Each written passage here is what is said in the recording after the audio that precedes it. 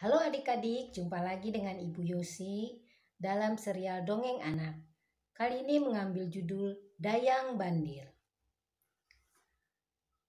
Dahulu kala di sebuah pulau terdapat dua kerajaan yang terkenal dengan sebutan Kerajaan Barat dan Kerajaan Timur. Pada suatu ketika, raja dari Kerajaan Timur menikah dengan adik perempuan dari Kerajaan Barat. Beberapa tahun kemudian, sang ratu pun melahirkan seorang bayi perempuan yang sangat cantik yang diberi nama Dayang Bandir. Beberapa tahun kemudian, sang ratu pun melahirkan lagi seorang bayi laki-laki yang diberi nama Sandean Raja. Kedua kakak beradik tumbuh seperti anak seusianya. Namun di usianya mereka yang masih sangat kecil, kedua orang tua mereka meninggal. Meninggalnya raja dari kerajaan timur, maka tata kerajaan menjadi kosong. Karena Pangeran Sandean Raja masih sangat kecil dan belum bisa menggantikan posisi ayahnya sebagai raja, maka diadakanlah sidang istana kerajaan. Akhirnya dalam sidang tersebut ditunjuklah Paman Kareang untuk memimpin kerajaan sampai Sandean Raja dewasa.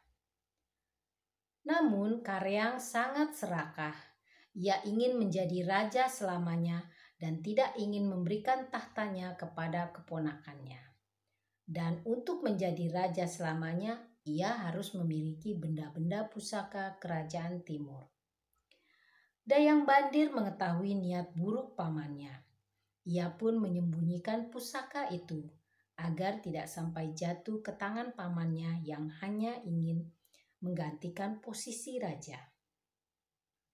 Namun pada saat Kareang mengetahui bahwa benda-benda pusaka peninggalan raja disimpan oleh Dayang Bandir, ia menjadi sangat marah dan mendesak Dayang Bandir agar menyerahkan benda-benda pusaka itu.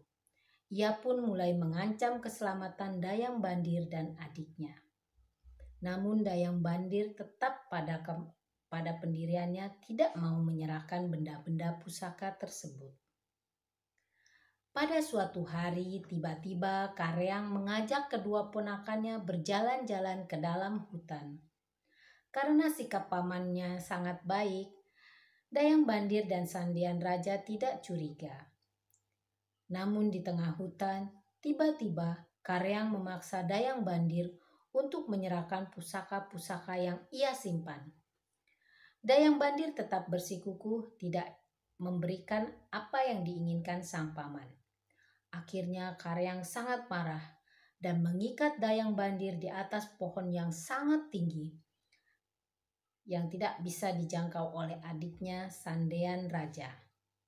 Lalu Kareang meninggalkan kedua ponakannya itu tanpa diberikan bekal makanan. Sandean Raja menangis tidak berhenti. Ia berusaha untuk menyelamatkan kakaknya yaitu Dayang Bandir, tetapi usahanya tidak berhasil. Karena ia masih kecil, ia tidak dapat memanjat pohon yang tinggi itu. Setiap kali ia mencoba, ia pun terjatuh. Akhirnya seluruh tubuhnya dipenuhi oleh luka-luka.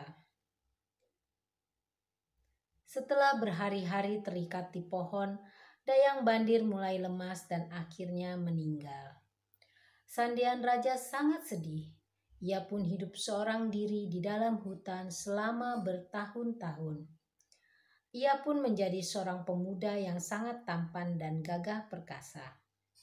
Selama ia tinggal di hutan, ia ditemani oleh roh sang kakak Dayang Bandir.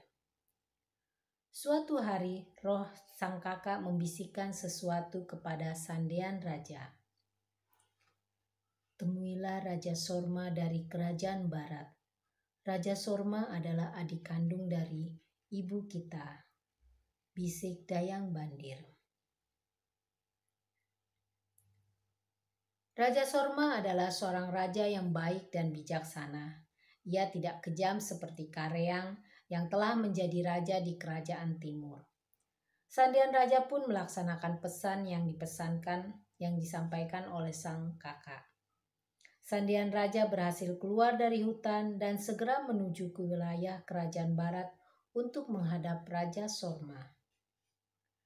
Sandian Raja pun sampai ke kerajaan barat dan menjelaskan maksud tujuannya untuk bertemu dengan Raja Sorma.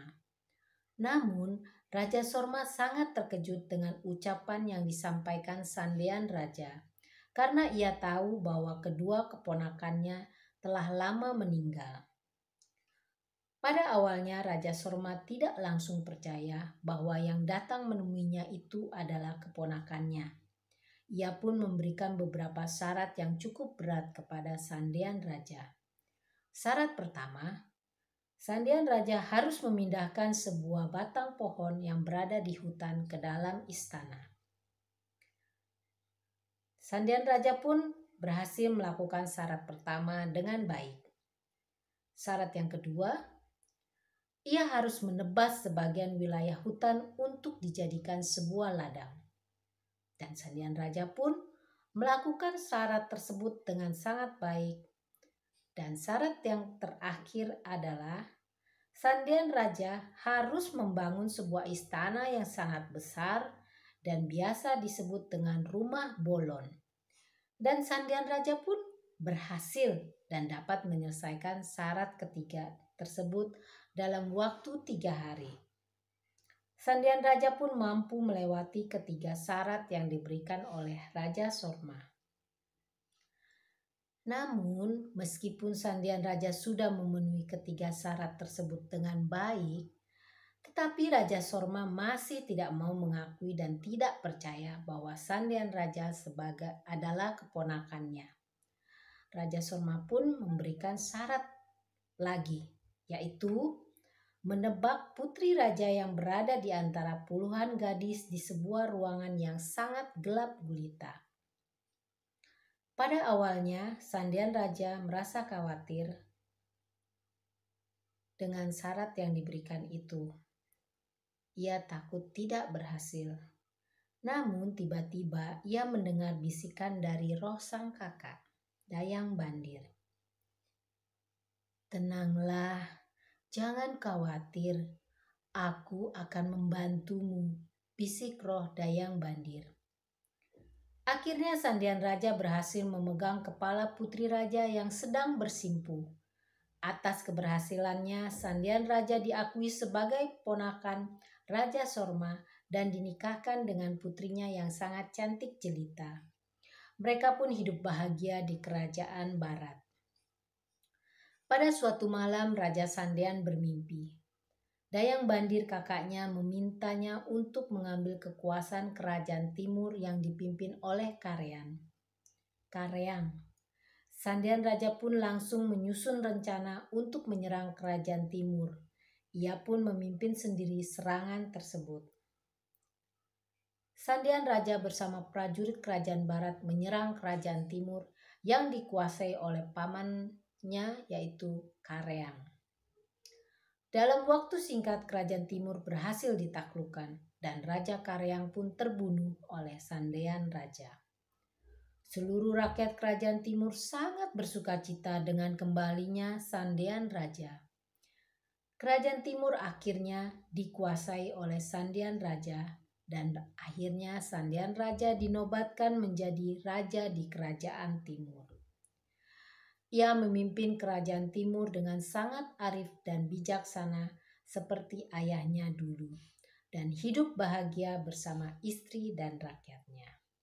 Nah, adik-adik, demikian dongeng Dayang Bandir. Apa pesan yang dapat kita ambil adalah bahwa kita harus menjadi anak yang baik dan pemberani, maka kesuksesan dan keberuntungan akan selalu mengikutimu. Demikian adik-adik, sampai jumpa di kisah yang lain.